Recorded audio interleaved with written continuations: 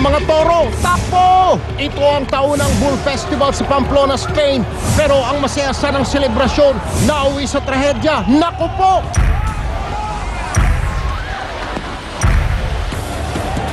Tatlong tao ang sugatan matapos araruhin ng mga nakawalang toro. Sus Maria!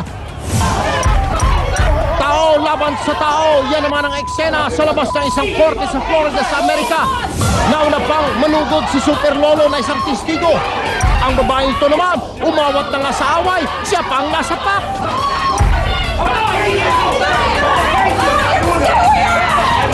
Arestado ang dalawang basagulero. Sige! At sa zona ito sa New York, ang tigre, ibon, giraffe, zebra at unggoy. Abay, gawa pala sa laro ang Lego. Layon daw nito ipaliwanag ang mga pagsubok na pinagdadaanan ng mga hayop araw-araw. Ang iba pang mga aksyong balita, umpisa na!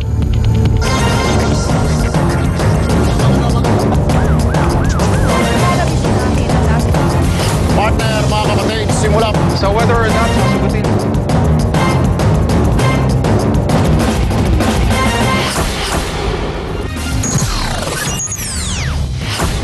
Korte Suprema, pinatigil muna ang kinsenas na pasahod sa mga driver ng bus. Bakit kaya?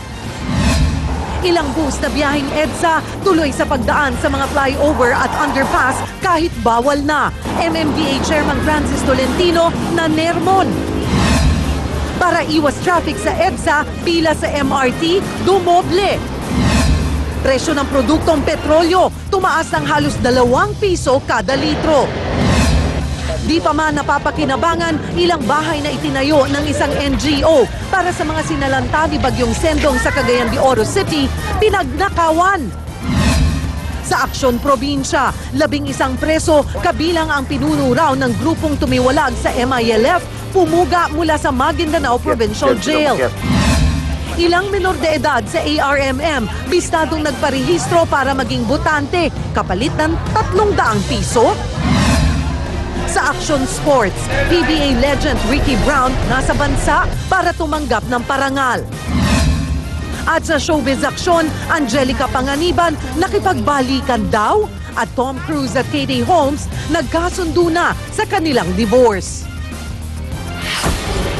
Magandang gabi, Pilipinas, 10 ng Hulyo 2012. Ako po si Erwin Tulfo. At ako naman po si Cheryl Cosim. Partner Cheryl, mga kapatid, patuloy ang mahigpit na pagpapatupad ng yellow lane para sa mga bus sa EDSA. Pero marami pa rin bus ang lumalabag at dumadaan sa mga flyover at underpass. Kaya naman, Erwin, si MMDA Chairman Francis Tolentino, nag-ala traffic enforcer na at nanermon ng mga pasaway na tsuper. Para sa latest aksyon sa EDSA, may live report si June Loyola. June.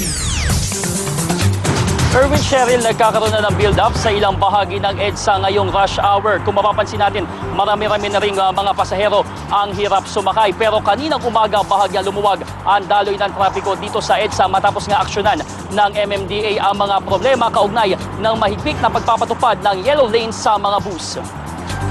Hindi gaya kahapon, umuusad na ang mga sasakyan sa EDSA. May mga naispatan pa rin bus na sumusuway sa utos, pero hindi naman sila mapara ng MMDA dahil sa Biyernes pa raw maninikit ang ahensya para maibsan ang traffic. Nagsilbing enforcer sa EDSA Quezon Avenue, si MMDA Chairman Francis Tolentino. Dito daw kasi pinaka-nagbara ang traffic kahapon. Ang nakikita ko rito pag wala nagbabantay, lumalabag na sila.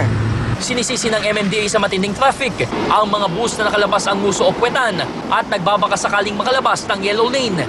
Ang ibang di sumunod, sermon ang inabot. Umalalay na rin kanina ang Highway Patrol Group. Siguro kooperasyon lang ng mga bus operators at sa hanay naman namin, siguro strict implementation. So sana tulong-tulong kung media may makita po ninyo, habulin namin bukas sa LTFRB. Sa tip sa MMDA, 20 bus umano lumabas ng yellow lane kahapon, kaya bumigat ang traffic. Iniimbestigahan na ito ng MMDA. Nilimitahan na rin ang oras ng paggamit ng mga provincial bus sa mga flyover mula alas 6 hanggang alas 10 ng umaga at mula alas 5 ng hapon hanggang alas 9 ng gabi. Naglagay din ng wire mesh paakyat ng flyover.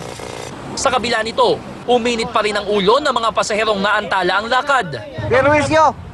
Katulad yan, papasok yung mga Hindi naman dapat ganito eh. Dapat kung pinatupad nila yan, pinag-aralan muna nilang mabuti. Aayusin na rin ng MMDA ang dispatching ng mga bus sa Fairview, Monumento, Baclaran at Alabang. Umaabot daw kasi sa 12,000 bus ang dumadaan sa EDSA, gayong 1,600 lang ang kasya sa Yellow Lane. Erwin Cheryl, makikipagpulong bukas ang MMDA sa mga city bus operators upang mapag-usapan at masolusyonan ang mga problema at reklamo nila sa pagpapatupad ng Yellow Lane. Erwin Cheryl. Maraming salamat sa iyo, June Loyola. Samantala, natuto na raw ang ilang mananakay sa perwisyong inabot nila sa EDSA kahapon. Kaya naman ang ibang commuter, kundi nag-MRT, abay nag-taxi na lang. Mon Gualvez, ikwento mo. Sumuko sa heavy-gut na traffic sa EDSA kahapon si Mang Ramon. Kaya simula kanina, imbis na mag-bus, nag-MRT na lang siya papunta sa kanyang opisina sa Magallanes. Yun nga lang, parang wala pinagkaiba ang pila sa mga bus at sa MRT. Mas mabilis kahit na nakapila ka dito na abutin ka ng konting oras. Pero pag akyat mo sa taas, dire-diretso ka na. Ang ibang mananakay naman, para makaiwas sa EDSA, kumuha na lang ng taxi. Pero naghanap sila ng mga kasakay kahit di nila kilala para may kahati sa pasahe. Kasi mahaba yung pila. So, para hindi malate, magta-taxi na lang. Para mura yung bayaran namin. Ang iba, nagtiis at naglakad na lang papunta sa kanilang destinasyon. Araw-araw inaasahan ng MMDA ang mabagal na daloy ng trapiko hanggat hindi pa nailalatag ang mga permanenteng solusyon ng ahensya. Kaya naman payo nila sa mga commuter, agahan na lang ang biyahe at mas habaan pa ang pasensya. Mon Gualvez, News 5.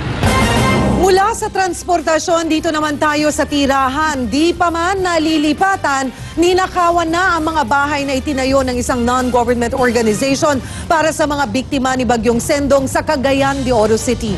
Narito ang eksklusibong report. Kulang-kulang na salamin sa bintana, putol na linya ng kuryente, nawawalang kontador at mga doorknob. Di pa man napipinturahan o natitirhan, ninakawan na ang ilan sa may 600 bahay na itinayo ng NGO na Habitat for Humanity para sa mga pamilya sa Barangay Kalaanan, Cagayan de Oro City na sinalanta ni Bagyong Sendong noong Disyembre noong nakaraang taon. Binabasag nila yung mga parte ng mga building dito, mga salamin, mga pintuan, pati yung bowl, yung wirings. Kinukuha nila para ipakilo nila ng tanso sa junk shop. Para sa libreng pabahay, higit kalahating buwan tumulong sa paggawa ng tirahan ang mga pamilya. Ang mga lilipat, nakala raw nilang bago, sira na pala. Di pa malinaw kung paano nakakapasok sa lugar ang mga magnanakaw. Pero ginawa na raw ito ng aksyon ng NGO. Hindi talaga mabantayan lahat ito kasi napakalawak ng area sa Kalaanan. Bali ngayon, napablatter naman namin. Pansamantala lang kami nilagyan ng foreman dito ng ilaw kasi may bata. Ang mga residente naman na nauna ng lumipat, hindi lang daw mga gamit sa bahay ang nawawala. Yung cellphone nila, linagay nila dyan sa jealousy. Pagkatapos yung jealousy, ginanon lang ba? Pagkatapos, wala nang cellphone. Kahit na may bahay na, hindi pa rin magkatulong ng mahimbing ang mga residente hanggat patuloy na gumagala ang mga nananamantalang kawatan. Cheryl Quasim, News 5.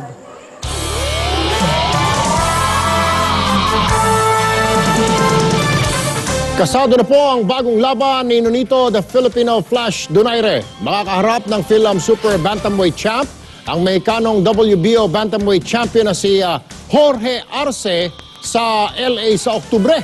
Si Arce ay may 60 panalo, 46 na knockout, 6 na talo. Si Donaire naman may 29 wins, 18 knockout at 1 talo.